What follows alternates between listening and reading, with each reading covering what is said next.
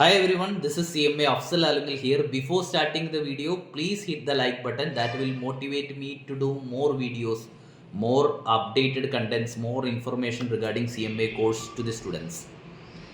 കഴിഞ്ഞ ദിവസം ഇൻസ്റ്റിറ്റ്യൂട്ടിൻ്റെ ഭാഗത്തുനിന്ന് ഒരു നോട്ടിഫിക്കേഷൻ വന്നിട്ടുണ്ടായിരുന്നു. പല സ്റ്റുഡൻസും അത് അറിഞ്ഞിട്ടില്ല. അവർ വീണ്ടും മെസ്സേജ് അയച്ച് ചോദിക്കുന്നത് കൊണ്ടാണ് ഞാനൊരു വീഡിയോ റെക്കോർഡ് ചെയ്യാം എന്ന് വിചാരിച്ചത്.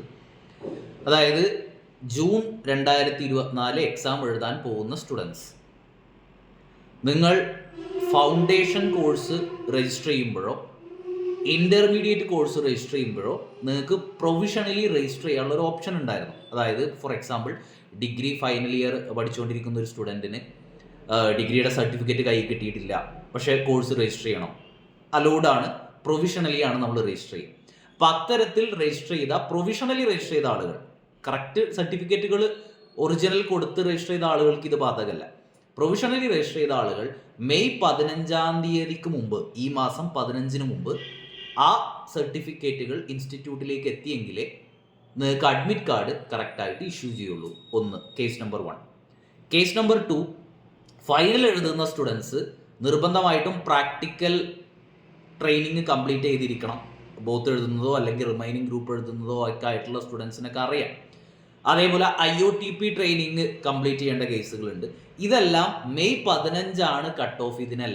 ഇതിനു മുമ്പ് ഈ ഡോക്യുമെന്റുകൾ സബ്മിറ്റ് ചെയ്തെങ്കിലേ, അതായത് T5 ഫയൽ ഫോമൊക്കെ ഫയൽ ചെയ്യുന്ന ആ രീതിയിലുള്ള ഡോക്യുമെന്റുകൾ കംപ്ലീറ്റ് ചെയ്തെങ്കിലേ അഡ്മിറ്റ് കാർഡ് കറക്റ്റായിട്ട് ഇഷ്യൂ ഉള്ളൂ.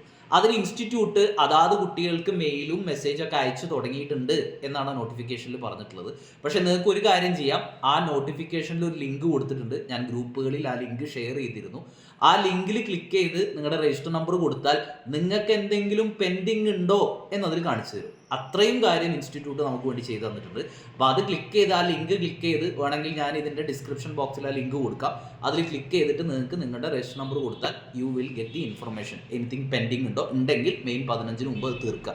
എന്നെങ്കിലേ അഡ്മിറ്റ് കാർഡ് കറക്റ്റ് ഇഷ്യൂ ചെയ്യുള്ളൂ. മെയ് 15 കഴിഞ്ഞാൽ പിന്നീട് എല്ലായ്പ്പോഴും സംഭവിക്കുന്നത്, സാർ ഞാൻ അന്ന് അറിഞ്ഞില്ല, 15 കഴിഞ്ഞു, ഇനി എന്താ ചെയ്യാന്ന് ചോദിച്ചാൽ ഇൻസ്റ്റിറ്റ്യൂട്ടിൻ്റെ ഭാഗത്തുനിന്ന് ഒരു എക്സ്റ്റൻഷൻ പ്രതീക്ഷിക്കരുത്. കാരണം ഓൾറെഡി മെയ് 15 വരെ ഡേറ്റ് തന്നിട്ടുണ്ട്.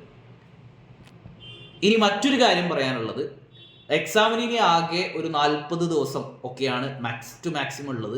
നിങ്ങളുടെ പ്രിപ്പറേഷൻ, ഞാൻ ഗ്രൂപ്പിൽ പോൾ ഇട്ടപ്പോൾ പ്രിപ്പറേഷൻ വളരെ മോശമായിട്ടാണ് സ്റ്റുഡൻസ് പറഞ്ഞത്. അപ്പോൾ സീരിയസ് ആയിട്ട് സ്റ്റാർട്ട് ചെയ്യേണ്ട ടൈം ആയിട്ടുണ്ട്. ഇനി നിങ്ങൾ സ്വയം ഷെഡ്യൂൾ ചെയ്ത് പഠിക്കുക എന്നതാണ്. മറ്റൊരാളുടെ ഷെഡ്യൂളിൽ നിങ്ങൾ പോകണ്ട.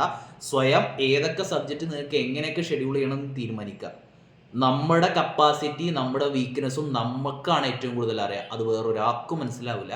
നമ്മൾ കൃത്യമായിട്ട് ഷെഡ്യൂൾ ചെയ്യുക. ഇനിയുള്ള available days subject wise both എഴുതുന്നവരാണെങ്കിൽ അങ്ങനെ, സിംഗിൾ ഗ്രൂപ്പ് എഴുതുന്നവരാണെങ്കിൽ അങ്ങനെ, സബ്ജക്റ്റ് വൈസ് ഡിവൈഡ് ചെയ്തിട്ട് എങ്ങനെ അപ്രോച്ച് ചെയ്യണം എന്ന് നോക്കുക. പിന്നെ ഓൺലൈൻ ക്ലാസ് ചോദിച്ച് പല ആളുകളും മെസ്സേജ് അയക്കാറുണ്ട്. ഓൺലൈൻ ക്ലാസ്സുകൾ ഡീറ്റെയിൽഡ് ആയിട്ട് സബ്ജക്റ്റ് വൈസ് ഇൻ്ററിൻ്റെ 8 പേപ്പറുകളും ഫൈനലിൻ്റെ 8 പേപ്പറും കംപ്ലീറ്റ് സബ്ജക്റ്റുകൾ അവൈലബിൾ ആണ്. And also fast track. കഴിഞ്ഞ തവണയൊക്കെ നമുക്ക് ഫാസ്റ്റ് ട്രാക്കിൽ നല്ല എൻക്വയറി, നല്ല ഫീഡ്ബാക്കാണ് കുട്ടികളുടെ ഭാഗത്തുനിന്ന് ഉണ്ടായത്. ഫാസ്റ്റ് ട്രാക്ക് എക്സാം ഓറിയൻറ്റഡ് ആയിട്ട് സെലക്റ്റഡ് ഇമ്പോർട്ടൻറ്റ് ചാപ്റ്ററുകൾ മാത്രമാണ് നമ്മൾ കവർ ചെയ്യുക. അതും അവൈലബിൾ ആണ്.